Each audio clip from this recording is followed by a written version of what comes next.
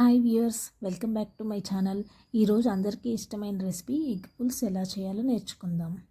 ముందుగా కావాల్సిన పదార్థాలు: ఆనియన్స్, మిర్చి, కొత్తిమీర, చింతపండు, ఉడకబెట్టిన గుడ్లు, తాలింపు దినుసులు, పసుపు, ఉప్పు, కారం.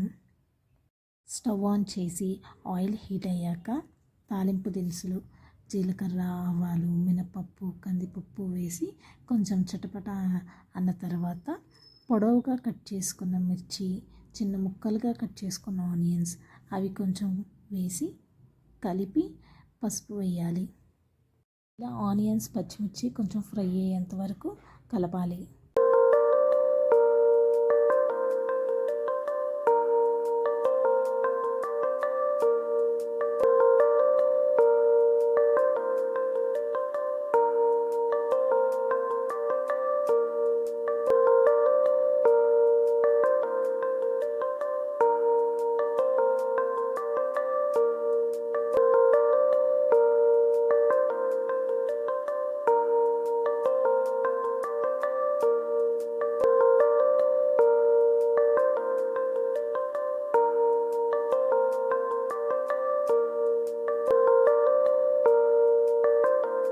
ఇలా ఆనియన్స్ కొంచెం మగ్గిన తర్వాత ముందుగా ప్రిపేర్ చేసుకొని పెట్టుకున్న అల్లం వెల్లుల్లి పేస్ట్ దానిలో వేయాలి.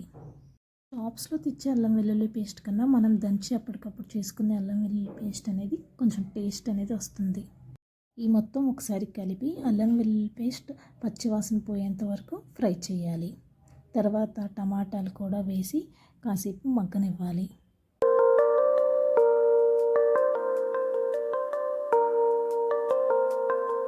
నేను చింతపండు ముందుగానే నానబెట్టుకున్నానండి. నానబెట్టుకొని రసం తీసాను. ఆ రసంను కూడా యాడ్ చేయాలి.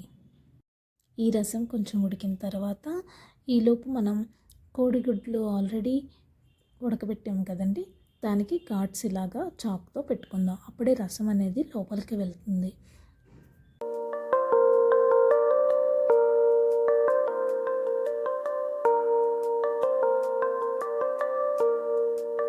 ఇప్పుడు ఈ పులుసుకి సరిపడా సాల్ట్ వేసి వాటర్ పోసి కాసేపు మరగనివ్వాలి.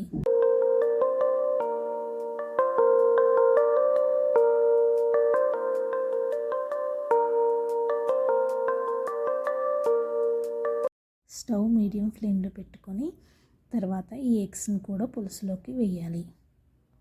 ఈ ఎగ్స్కి చింతపండు పులుసు బాగా పట్టిన తర్వాత కారం వేసి లాస్ట్లో ధనియాల పౌడర్. ఈ ధనియాల పౌడర్ అనేది నేను ఇంట్లో ప్రిపేర్ చేశాను. జీలకర్ర, ధనియాలు వేయించి మిక్సీ చేశానండి.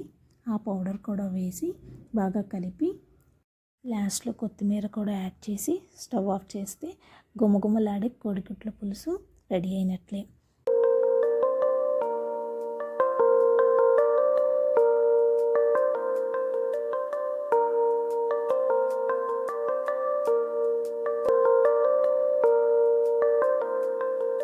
మీరు ఈ రెసిపీ ఇంట్లో ప్రిపేర్ చేసి మీకు ఎలా కుదిరిందో కమెంట్స్లో చెప్పండి.